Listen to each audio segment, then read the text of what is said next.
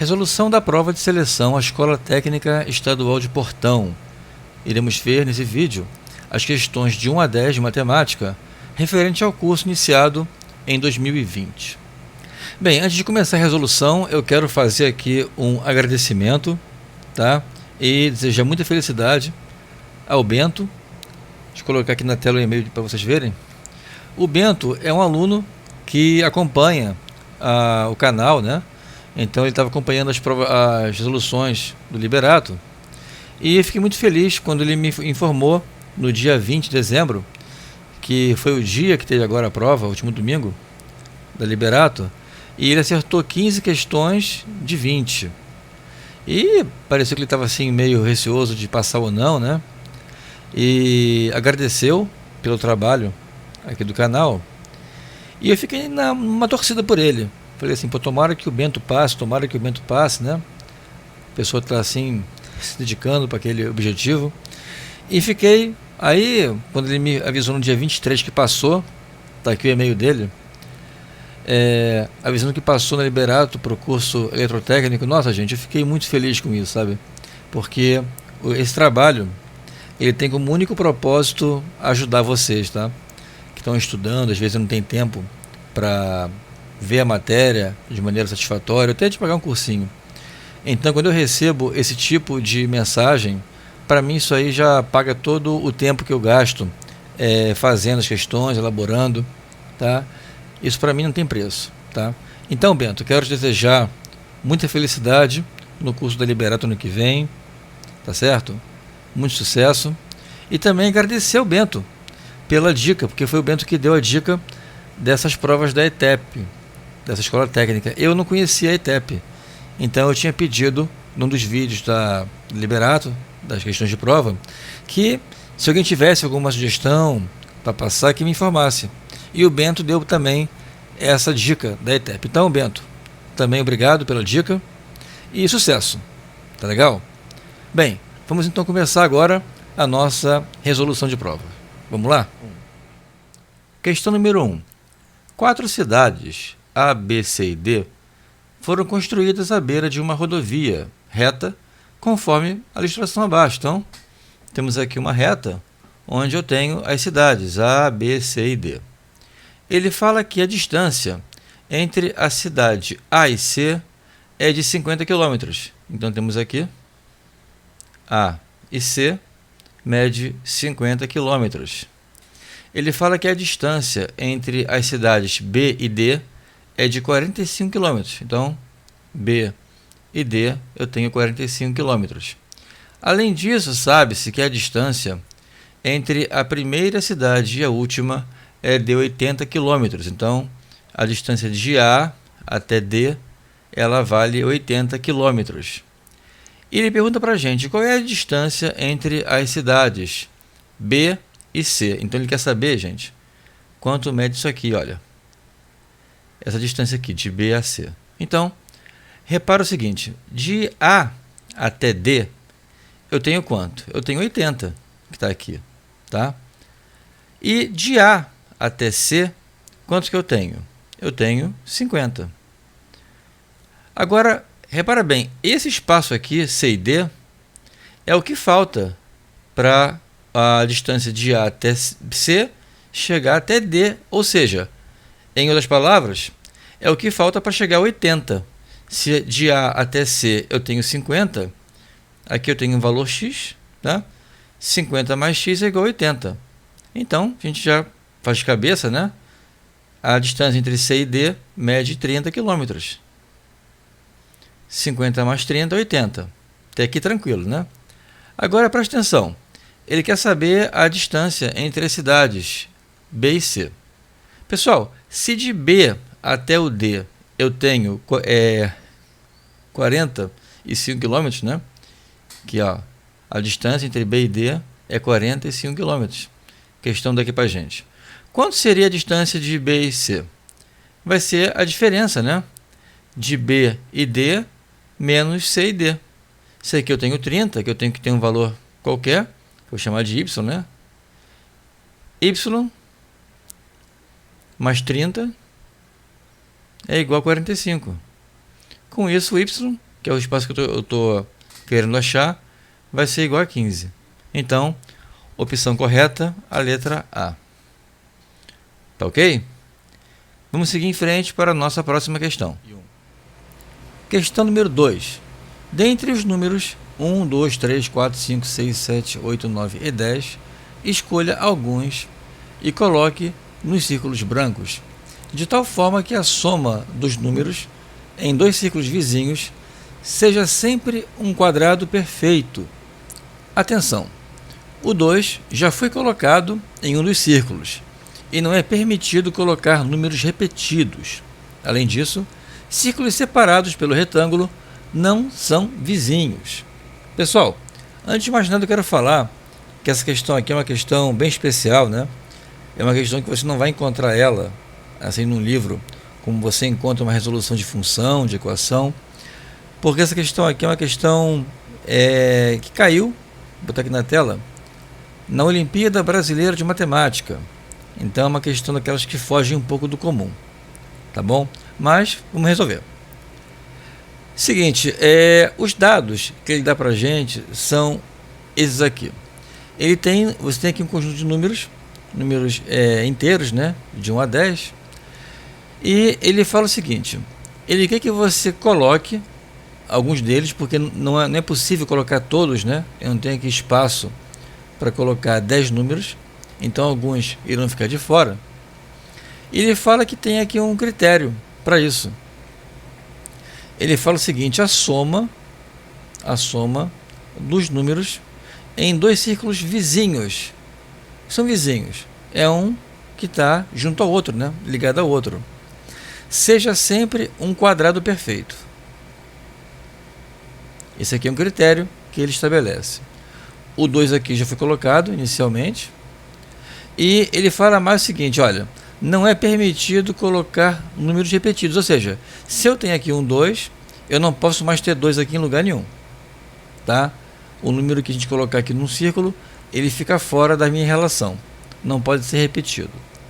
E ele fala o seguinte também, que esse círculo aqui, com esse aqui, por exemplo, ele está separado por um retângulo, então eles não se comunicam, não são vizinhos, tá? Aqui são vizinhos, mas aqui não são vizinhos. Nem esse, nem esse, nem esse, nem esse. Ou seja, aqui é um conjunto de números e aqui é outro de números também, tá bom? E o que eles têm em comum é apenas o fato de que há dois números vizinhos aqui tem que formar um quadrado perfeito e não podem ser repetidos, tá? Se eu tenho aqui um 2, eu não posso ter 2 aqui também. Ele também se exclui dessa tabela. Como a gente começa a fazer isso aqui? Primeiro, pessoal, vamos recordar, tá? De 1 a 10, quem são os meus quadrados perfeitos que eu posso ter, tá? Então, se eu pegar aqui pegar 1 ao quadrado, eu tenho 1. 2 ao quadrado, eu tenho 4. 3 ao quadrado, eu tenho 9. E 4 ao quadrado, eu tenho 16. Por que eu não vou seguir aqui em frente? Pelo seguinte, porque esse quadrado perfeito, ele é obtido através da soma de dois números. Como os dois números maiores que eu tenho aqui é o 9 e o 10, tá? O maior quadrado perfeito que eu posso ter é o 16. Tá bom? Então por isso que eu fui só até o 16. Agora, vamos ver o seguinte, vamos começar por aqui agora, tá? 2 com mais um número aqui do lado, essa soma aqui, tem que resultar num quadrado perfeito. Pessoal, olhando aqui nesse conjunto de 1, 4, 9 e 16, eu de cara já posso tirar aqui o 1, porque o 1 ele tem que ser resultante de uma soma. Como eu aqui não tenho zero, tá? 1 está fora. Então, os quadrados perfeitos que eu posso ter nessa questão são apenas 4, 9 e 16. E podem ser repetidos. A soma pode ser repetida para resultar num deles. O que não pode ser repetido é o número. Então aqui, se eu tenho aqui o 2, tá? Para formar 4, que é um perfeito, eu teria que colocar aqui um 2. Só que o 2 não pode ser repetido. Então, para formar o 9, tá? Eu tenho que ter aqui um 7. Eu não posso formar 16, por quê? Para 16, eu teria que ter aqui um 14. E o número maior que eu tenho aqui seria o 10. Então aqui tem que ser o 7, não tem jeito. Agora aqui, do 7, aqui eu tenho a soma vai dar 9, tá? Que é um perfeito, tá? Que equivale a 3 ao quadrado. Agora, o 7 mais esse espaço aqui, tem que ser aqui um número que vai entrar aqui, a soma deles tem que ser também um perfeito, que não pode ser o 4, porque o 7 já é maior do que o 4, e não pode ser o 9, porque senão eu teria que repetir o 2. Então, quanto falta para o 7 chegar a 16, que é o único possível? 16 falta 9, né? Boto aqui o 9, com isso eu tenho aqui que a soma dá 16, que é um perfeito, né? Que equivale a 4 ao quadrado. Com isso, pessoal, eu já elimino, para poder preencher o lado de cá, eu já elimino o 2 da minha relação, elimino o 7, tá? E elimino o 9. Então, vou colocar aqui do lado o que me sobrou. Me sobrou o 1, o 3, o 4, o 5, o 6, o 8 e o 10. E 2 a 2 aqui, eu tenho que ter como soma 4, 9 e 16. E agora, como é que eu faço? Pessoal, essa questão aqui, como eu falei, né? É uma questão que não é muito usual. Então você, a rigor, teria que fazer um teste, né? Verificando o seguinte, ó. Se eu começar colocando 1 aqui, por exemplo, tá? O 1, eu teria que ter um 3, tá? Para formar aqui um perfeito. Então, 3 aqui, eu teria 4, tá? O 3, para formar um perfeito próximo, eu teria que ter quem? Aqui um 6, né? Então, seria um 6 aqui, me dá 9. Agora, o 1 vindo para cá. 1 vindo para cá, eu teria que ter um 8, porque o 8 com 1 vai me dar o 9. Agora, o 8, eu teria que ter aqui um outro 8 para chegar a 16. Só que eu não posso repetir, então o 1 aqui não é opção. 1 aqui eu posso descartar. Então, com base nisso aqui, você vai ter que fazer um teste, né? 1 por 1. Nesse caso aqui, tá, isso vai levar um tempo, né? Mas a gente chega através de uma análise deles todos que o que vai entrar aqui, pessoal, é o 3. Por quê? Porque o 3, veja bem, com o 3 eu consigo formar o 4, tá? Somando com 1. Com isso posso colocar 1 aqui. E posso formar o 9, que aqui eu somo com 6. Então, eu tenho um 6 aqui, tá? Agora, eu tenho o 1 e o 6, que tem que formar de novo outro quadrado a partir deles, né, com a soma a partir deles, com o que me resta aqui. O 6 está então fora e 1 está fora. O 1, eu somando com 8, formo 9. Então, posso colocar aqui um 8. Ou seja, aqui eu tenho 9 a soma, aqui eu tenho 4 a soma. Aqui eu tenho 9. Agora só, o 8, o 6, né? Eu não posso usar o 6 para chegar a 9 porque eu já usei o 3. Agora posso usar o 10. O 6 para chegar a 16, eu somo 10 aqui. Então aqui eu teria um 10, tá? E aqui chega a 16. Então, é uma questãozinha bem trabalhosa, tá? Não é uma questão fácil, tanto que ela caiu na OBM, que é uma das provas mais complicadas, né? Que a gente tem, que avaliam os alunos do ensino médio, até superior. Mas é assim que se resolve, tá? Não creio que vai cair de novo essa questão numa prova, como está aí, mas se cair, é esse raciocínio que você tem que utilizar. Então, ele quer saber a soma, né, do que a gente colocou aqui dentro. A soma vai ser, eu tenho aqui 2, 7 e 9, tá? Tá aqui. Aqui eu tenho 3, 1 e 8, 3, 1 e 8, e 6 e 10. Ao fazer aqui essa soma, eu encontro 46, que dá pra gente, com a opção correta, a letra B. Tá bom, pessoal? Então, a questãozinha aqui foi uma surpresa na prova da ETEP 2020, mas está aí resolvida. Quem tiver alguma dúvida, então, com relação a ela, põe aqui embaixo nos comentários. E vamos seguir para a nossa próxima questão. Questão número 3. Um galão de mel fornece energia suficiente para uma abelha voar 9 milhões de quilômetros. Quantas abelhas iguais a ela conseguiriam voar 1.000 quilômetros se houvessem 10 galões de mel para serem compartilhados entre elas? Então aqui, pessoal, a palavra-chave aqui é o compartilhados, né? Por quê? Porque esse mel é energia suficiente para a abelha poder voar, tá bom? Então, vamos entender aqui a questão. Com 1 galão de mel, tá? Uma abelha consegue voar 7 milhões de quilômetros. Repara o seguinte, o galão é energia, né? Que uma abelha tem para voar essa distância aqui. Então você imagina o seguinte, se eu tiver mais abelhas aqui, tá? E se eu tiver apenas um galão apenas, ou seja, eu não mexo no galão, tá? Eu apenas aumento o número de abelhas, tá? E mantenho o galão. Essas abelhas vão ter que compartilhar o conteúdo do galão, certo? Tá aqui, ó, serem compartilhados entre elas. Com isso, a distância ela vai reduzir, porque esse produto aqui tem que ficar constante. Então vamos ver aqui. Se eu tenho 10 abelhas, tá? Eu aumentei em 10 vezes o número de abelha, eu tenho que dividir por 10 a distância. Por quê? Porque esse galão, que é a energia que elas vão usar, vai ser dividido entre as abelhas.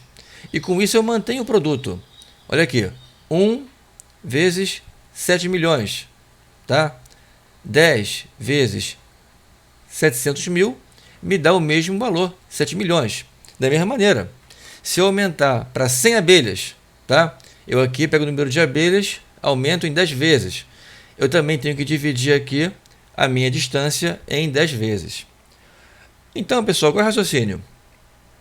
Um galão será igual ao produto de 7 milhões, tá? O quê? Abelhas vezes quilômetros. Eu aqui tenho um número de abelhas e aqui de quilômetros. Então, esse número aqui, tá? Ele tem que ser igual, tá? Para um galão, quando eu multiplico a quantidade de abelhas pela distância que tem que ser percorrida. Agora, veja bem, um galão corresponde a quanto? 7 milhões, tá? De abelhas vezes quilômetros. Essa aqui é a leitura que você tem que fazer. Agora, eu vou aumentar 10 vezes o número de galões. Quando eu aumento em 10 vezes o número de galões, eu também aumento esse cara aqui em 10 vezes, tá? Também aumento. Então, 10 galões correspondem. Vou pegar isso aqui, essa distância, melhor, esse produto de abelha vezes quilômetro, e multiplico por 10. Então, 10 galões correspondem a 70 milhões, tá? De abelhas vezes quilômetros. Por que eu falo isso aqui? Porque eu aqui tenho que ter o número de abelhas e quilômetros independente. Posso ter mais aqui, menos aqui. O que interessa é que o produto aqui, tá, se mantenha igual. Tá legal? Agora, pessoal, eu tenho aqui o quanto corresponde, né, em abelhas e quilômetros, o uso de 10 galões. Ele fala o seguinte, ele quer saber quantas abelhas, iguais àquela primeira, vão voar 1.000 quilômetros. Então, eu agora tenho aqui já definido o espaço. Então, x abelhas, tá, vezes 1.000 quilômetros, tem que ser igual a esse produto aqui. Por quê? Porque isso aqui corresponde, gente, ao uso de 10 galões. Tá? O produto tem que ser igual. Então, abelha vezes distância tem que ser igual a abelha vezes distância. Então, agora fica muito fácil, né? Eu tenho aqui um produto, vou pegar esse 1.000 e jogo para cá. Antes disso, olha, onde tem quilômetro, posso cortar com quilômetro, tá certo? Abelha com abelha, tá? Vou achar aqui um número, eu vou ter que x é igual, pego esse quilômetro, jogo para cá dividindo, corto 3 zeros daqui, e encontrei x igual a 70.000 quilômetros, que dá como opção correta a letra B.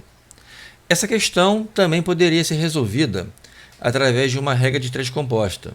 Então, para efeito de estudo, você pode tentar resolver por ela. E repara o seguinte, a grandeza galão aqui, ela é proporcional, tá, a abelhas e a quilômetros. Já a abelha e quilômetros, eles são inversamente proporcionais. Por quê? Quando eu aumento uma grandeza dessa aqui, a outra diminui. Repara que aqui eu aumentei a abelha, diminui quilômetro. Tá legal, gente? Então, vamos seguir para a nossa próxima questão. Questão número 4. 2/3 da população de um município correspondem a 36 mil habitantes. Pode-se afirmar que esse município tem... Pessoal, deixa eu colocar aqui na tela uma observação. Essa questão aqui ela é idêntica à questão número 3 da prova da ETEP do ano passado, de 2019. Por isso a importância de você estudar por questões.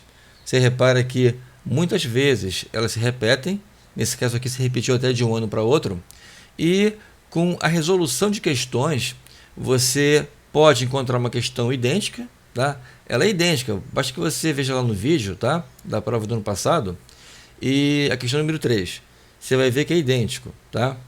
E com isso você estuda da maneira mais focada, você está vendo, poxa, é isso que eles estão pedindo. Poderiam ter usado outro número, mas você pega a ideia do que eles estão querendo pedir no exame, tá legal? Então, questão já foi resolvida lá, mas vamos resolver aqui de novo, tá bom? Então, eu vou chamar a população do município de P. Não sei quanto vale, eu vou chamar de P. Ele fala para a gente que 2/3 da população correspondem a 36 mil. Então, vou botar aqui, 2/3 de P igual a 36 mil. Aqui, gente, é aquele que a gente já sabe fazer, né? Prontinho cruzado, né? Eu tenho aqui o em cima 2 multiplicando, ele vai passar para cá dividindo, tá? Vou botar aqui a divisão. E o 3 está aqui dividindo, ele vai passar para cá multiplicando. Então, mandando aqui, eu vou ter P igual a 3, que multiplica 36 mil, dividido por 2. Isso aqui vai resultar em 54 mil, que dá para a gente uma opção correta, a letra D. Tá certo? Então fica aí a dica, tá? É muito importante estudar, não só para a ETEP, mas para outros exames que vocês pretendem fazer, concurso, eleições, sempre se basear em provas anteriores. Porque, ainda que não caia idêntica, questão como foi essa aqui, o que é pedido, o tema, é muito parecido. Então você pega o estilo de questões que a banca está acostumada a pedir a vocês. Tá legal? Então, vamos seguir para a próxima questão. Questão número 5. Um carro foi vendido com 25% de ágio sobre o preço de tabela. Se o preço da venda atingiu R$15 mil, o preço de tabela do carro era... Pessoal, vamos aqui botar na tela quanto é o preço do carro, né? O preço de tabela corresponde a 100% do valor do carro. É isso que ele quer dizer para a gente. Quando a gente coloca um ágio em cima de alguma coisa, a gente aumenta o valor daquela coisa, né? Isso é uma coisa bem fácil de entender. Então, se o preço normal do carro é 100%, quando eu coloco um ágio, ele passa a ser aquele 100% mais o valor do ágio, que nesse caso aqui corresponde a 25%. Com isso eu tenho que o valor total do carro passou a valer 125%, que também é o valor que ele foi vendido, que é R$15 mil. Posso então colocar aqui 125% corresponde ao preço de venda do carro, por R$15 mil. Ele quer saber o quê? Ele quer saber qual era o preço de tabela, ou seja, ele quer saber o preço sem o ágio. Tá? A pergunta é essa, quanto esse carro iria custar se não tivesse o ágio? A pergunta é essa. Tenho aqui que 125% corresponde a 15 mil e 100% corresponde a X. Agora é bem tranquilo, né? A gente faz aqui uma regrinha de 3 cruzada, aqui, simples, né? Produto cruzado. Eu vou ter 125x igual a 15 mil vezes 100. Vou ter aqui, do lado de cá, esse x aqui está aqui multiplicando com 125, que passa para cá dividindo. Então eu vou ter x igual a 100 vezes 15 mil sobre 125. Eu vou ter x igual a 12 mil, que dá para a gente como correta a opção da letra C. Questão número 6. Marcos fez um empréstimo de R$ 120.000, que deverá pagar com juros de 1% sobre o valor emprestado a cada mês. Sabendo que o Marcos pagou R$ 6.000 de juros, quantos meses levou para pagar o empréstimo? Pessoal, olha só, eu aqui tenho uma questão de juros, tá, sobre o capital. Nessa questão aqui, gente, são juros simples, tá? Essa prova de vocês, a não ser que diga de maneira expressa, né, que os juros são compostos, a gente vai sempre interpretar essa questão de juros como juros simples. Então, ele fala que o Marcos, tá, ele fez um empréstimo de R$ 120.000 e que vai pagar juros de 1% ao mês, né, sobre esse valor. Então, vamos começar a resolver. Como os juros são de 1% ao mês, a gente vai calcular o valor pago referente ao mês e depois dividimos o total de juros por esse valor e iremos encontrar o número de meses. Mas como assim? Eu vou calcular quanto o Marcos paga de juros em um mês, tá? Então ele está pagando 1% sobre o valor que foi emprestado. Quanto foi emprestado? R$ 120.000. Então eu vou ter aqui 1%. 1% a gente sabe que é 1 sobre 100. E o D, a gente sempre lê esse D aqui como um vezes, tá? Então 1% de 120.000 vai ser 1 sobre 100 vezes 120.000.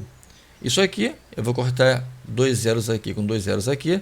Eu vou ter então que os juros mensal pago pelo Marcos corresponde a R$ 1.200. Como a questão fala que o Marcos pagou R$ 6.000 de juros, tá? Eu vou dividir então 6.000, tá, pelos juros, o valor do juro mensal, que é R$ 1.200. Ao fazer isso aqui, vou dividir, corto 0, 60 por 12 vai dar 5. Então, o número de meses, tá, que o Marco levou para pagar esse empréstimo foi de 5 meses, que dá para a gente, com a opção correta, a letra C. Tá legal? Vamos seguir para a nossa próxima questão. Questão número 7. Um terreno retangular tem dimensões de 20 metros por 60 metros. Foi construída uma piscina que ocupou 1/4 do terreno. O jardim ocupou 1/3 do terreno e a casa ocupou o restante. Ele quer saber então qual é a área ocupada pela casa. Vamos colocar aqui na tela o que seria o nosso terreno retangular, tá? Ele teria esse aspecto aqui e teria 20 metros por 60 metros. A gente vai calcular primeiro a área desse terreno.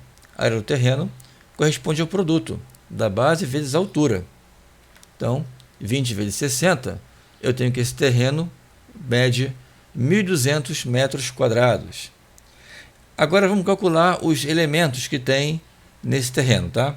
Ele fala que tem uma piscina, tá, que ocupou 1/4 do terreno, tá? Aqui 1/4 do terreno. Então, vamos ver quanto vale a área da piscina, né? A piscina é igual a 1/4 do terreno. O terreno a gente viu que mede 1.200 metros quadrados.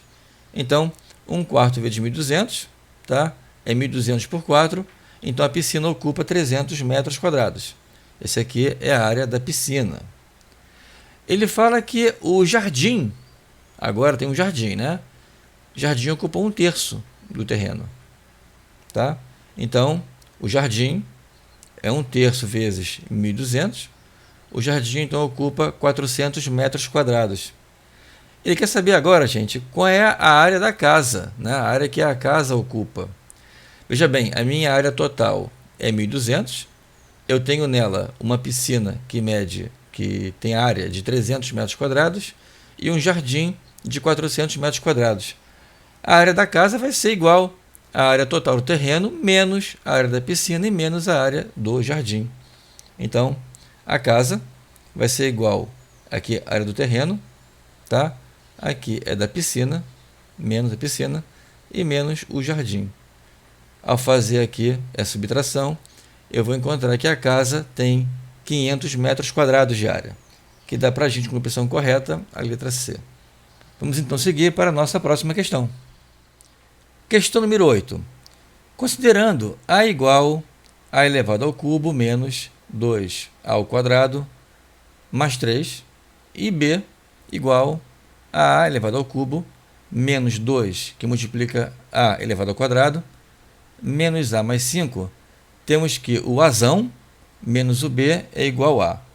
Pessoal, vamos colocar aqui na tela, então, quem é o azão e quem é o bzão.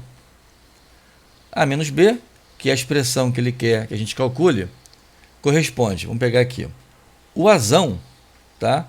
Corresponde a essa expressão que está aqui. Então, eu vou repetir. A elevado ao cubo menos 2 vezes que multiplica ao quadrado mais o 3. Agora, menos b. Está aqui o menos. Tudo que é do b, gente, eu vou colocar entre parênteses, tá bom? Senão eu posso me confundir aqui e errar a conta. Esse cara aqui é o meu a. Agora, quem é o b? O b vai ser o a elevado ao cubo menos, tem aqui, ó, 2 elevado, 2 que multiplica a elevado ao quadrado, menos a mais 5. Agora eu vou pegar aqui a expressão, vou trocar o sinal de quem está aqui dentro, tá? Quem está aqui dentro, eu tenho o menos aqui na frente, eu então inverto o sinal de todos os termos aqui dentro. Repito aqui, o a ao cubo, menos 2 que multiplica a 2, mais 3. Agora eu tenho menos a 3, tenho mais, menos com menos dá mais, né? Tenho mais 2 que multiplica a ao quadrado, menos com menos dá mais a, e menos com mais dá menos, aqui dá menos 5. Tenho então, ó, posso cortar esse A3 com esse A3 aqui, tá? Posso cortar o menos 2A2 com mais 2A2, tá? Então, eu fiquei aqui com o A, o mais 3 e o menos 5. Isso aqui vai ser igual a A menos 2, que dá para a gente, com a opção correta, a letra A. Tá bom? Bem tranquilo, né? Vamos então seguir em frente para a nossa próxima questão.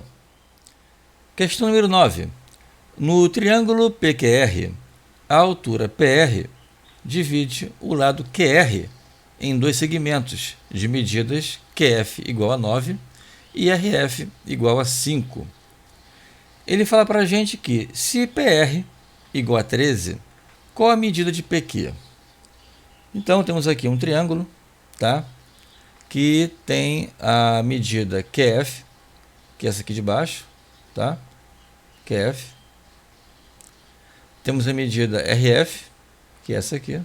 E temos a medida PR. Ele quer saber quanto vale a medida de PQ. Quer saber quanto vale PQ, que é isso aqui. Tá bom? Então, qual é o raciocínio para a gente resolver essa questão? A gente primeiro vai achar o valor de PF. PF é essa altura aqui. Tá? A gente vai achar primeiro PF. Depois que achar PF, a gente vai aplicar Pitágoras ao triângulo PQF. Por quê? Eu vou saber quanto vale essa altura. Eu aqui tenho que o triângulo PQF é um triângulo retângulo.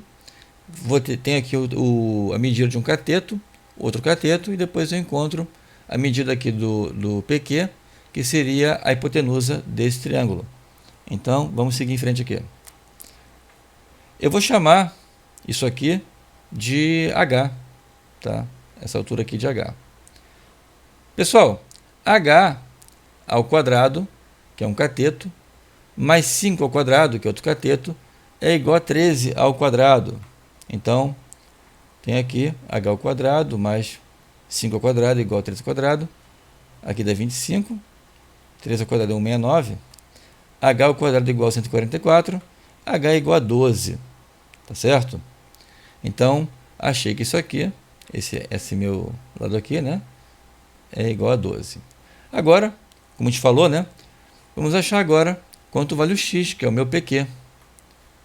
Eu tenho que o x, que é a minha hipotenusa do triângulo PQF, ele vai ser, ele ao quadrado é igual a 9 ao quadrado, que é esse cateto, mais o 12 ao quadrado. 9 ao quadrado é igual a 81. 12 ao quadrado é igual a 144, a gente já viu aqui em cima, né? 144. Com isso eu tenho que x ao quadrado vale 225. Raiz de 225 é igual a 15. Então, achamos aqui a resposta da nossa questão, é a letra C. o lado PQ vale 15. Tá legal? Então vamos seguir para a nossa próxima questão. Questão número 10. Qual é a largura do rio representado pela figura abaixo? A gente tem aqui um rio, tá? Ele quer saber então quanto vale essa largura do rio, né? A medida de A. Dá para a gente como dado aqui uma imagem de um triângulo retângulo, onde eu tenho essa distância aqui, que vale 50 metros, e tenho aqui esse ângulo formado aqui, tá? Nesse ponto, até aqui a margem, de 53 graus. Pessoal, repara o seguinte, eu tenho um triângulo retângulo, tenho aqui a medida, que seria um cateto, tá? E aqui eu tenho outro cateto. Quando eu tenho dois catetos, qual é a relação trigonométrica que eu posso usar? Eu posso usar tangente, né? Então, eu tenho que a tangente, ela vale a razão do cateto oposto pelo cateto adjacente. Na minha figura aqui, tá? Em relação a esse ângulo aqui, quem é o cateto oposto a esse ângulo? O oposto é o A, né? E essa medida aqui é o meu cateto adjacente, 50 metros. Eu posso então escrever o seguinte, que a tangente do ângulo de 53 graus, ele é igual à razão da medida de A por 50, e que também é igual a 1,32, que a questão dá aqui para a gente. Tá certo? A medida numérica do ângulo da tangente do ângulo de 53 graus. Agora, pessoal, é só resolver conta, né? Ó, pego aqui os 50 que estão dividindo, passa para cá multiplicando. Então, o A vai ser igual a 1,32 vezes 50, que vai ser igual a 66 metros, que é a largura do meu rio.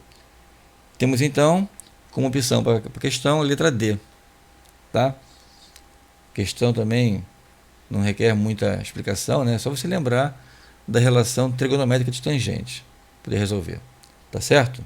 Bem, ficamos aqui agora na questão número 10 da prova 2020 e no próximo vídeo iremos ver as questões de número 11 a 20. Tá bom? Abraço e até lá!